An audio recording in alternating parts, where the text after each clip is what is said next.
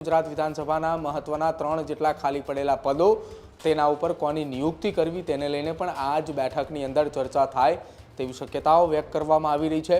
નમોત્સવ કાર્યક્રમની અંદર હાજરી આપવાના છે કે જ્યાં વડાપ્રધાન નરેન્દ્ર મોદી ઉપર સાઈરામ દવે સહિતના કલાકારોએ એકત્રિત થઈને જે આખું એક તૈયારી કરવામાં આવી છે નમોત્સવની અને એ નિહાળવા માટે કેન્દ્રીય ગૃહ અને સહકારિતા મંત્રી અમિત શાહ આવી રહ્યા છે। 28 ડિસેમ્બરે રવિવારે એક દિવસના ગુજરાત પ્રવાસે અમિત શાહ આવી રહ્યા છે। બંધ બારણે પણ સંગઠનમાં ફેરફારને લઈ મોટી બેઠકો યોજાય તેવી પણ પૂરી શક્યતાઓ દેખાઈ રહી છે।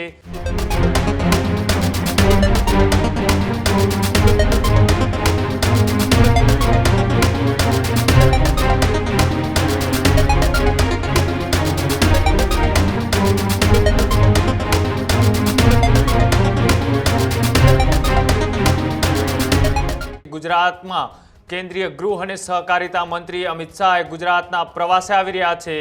28 ડિસેમ્બરે રવિવારે એક દિવસના ગુજરાત પ્રવાસે અમિત શાહ આવી રહ્યા છે। અમદાવાદ ખાતે વિશ્વ ઉમિયા ધામના કાર્યક્રમમાં આપશે હાજરી। વડાપ્રધાન પર બનેલા નમો ઉત્સવ કાર્યક્રમને નિહાળશે અમિત શાહ। ગાંધીનગર જિલ્લાના એક કાર્યક્રમમાં પણ હાજરી આપશે અમિત શાહ। ગુજરાત પ્રદેશ ભાજપના સંગઠનને લઈ પણ અમિત શાહ કરી શકે છે બેઠક। આ મહત્વપૂર્ણ સમાચાર કે દેશના વડાપ્રધાન નરેન્દ્ર મોદી વાઇબ્રન્ટ સમિટીને લઈ ગુજરાતમાં 2 દિવસના પ્રવાસે આવી રહ્યા છે। તે પહેલા એ દેશના ગૃહ અને સહકારિતા મંત્રી અમિત શાહ એક દિવસીય ગુજરાતની મુલાકાતે આવી રહ્યા છે। અલગ અલગ કાર્યક્રમોની અંદર હાજરી આપી અને સૌથી ચર્ચાસ્પદ ગુજરાત ભારતીય જનતા પાર્ટીના સંગઠનના નવા માળખાને લઈ પણ બેઠકો કરે તેવી પૂરી શક્યતાઓ અત્યારે દેખાઈ રહી છે।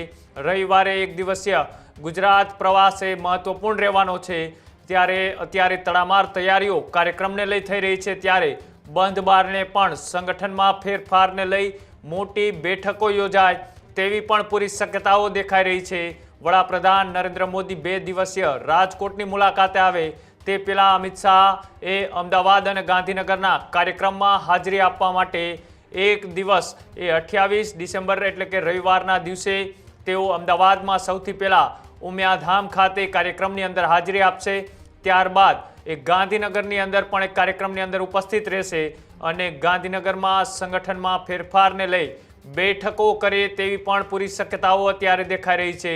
જે રીતના સમાચાર સામે આવી રહ્યા છે એક બાદ એક સંગઠનના ફેરફારને લઈ અટકળો વચ્ચે અમિત શાહ ગુજરાતની મુલાકાતે ન્યૂઝ રૂમથી વધારે માહિતી માટે સહયોગી પ્રદીપ જોડાયેલા છે। પ્રદીપ, દેશના વડાપ્રધાન નરેન્દ્ર મોદી એ રાજકોટની 2 દિવસીય મુલાકાતે આવી રહ્યા છે તે પહેલા અમિત શાહ એક દિવસ માટે ગુજરાતના પ્રવાસ। બિલકુલ કૃણાલ, ગુજરાતની અંદર છેલ્લા કેટલાક સમયથી સંગઠનને લઈને ચર્ચાઓ તેજ થઈ રહી હતી। જો કે આજે વહેલી સવારે એક સમાચાર સામે આવ્યા હતા કે આગામી એક સપ્તાહની અંદર સંગઠન પર એ આખરી મહોર લાગવાની છે અને તમામની વચ્ચે 28 તારીખે કેન્દ્રીય ગૃહ અને સહકારિતા મંત્રી અમિત શાહ ગુજરાતની મુલાકાતે આવી રહ્યા છે એટલે કે સંગઠનના આખરી નામ પર મહોર એ કેન્દ્રીય ગૃહ અને સહકારિતા મંત્રી અમિત શાહ સાથે જ ગુજરાત પ્રદેશ ભાજપના અધ્યક્ષ જગદીશ વિશ્વકર્મા, ગુજરાતના મુખ્યમંત્રી ભૂપેન્દ્ર પટેલ અને સાથે જ નાયબ મુખ્યમંત્રી હર્ષ સંઘવીની હાજરીની અંદર અંતિમ નામ ફાઇનલ થાય તેવી પૂરેપૂરી શક્યતાઓ વ્યક્ત કરવામાં આવી રહી છે।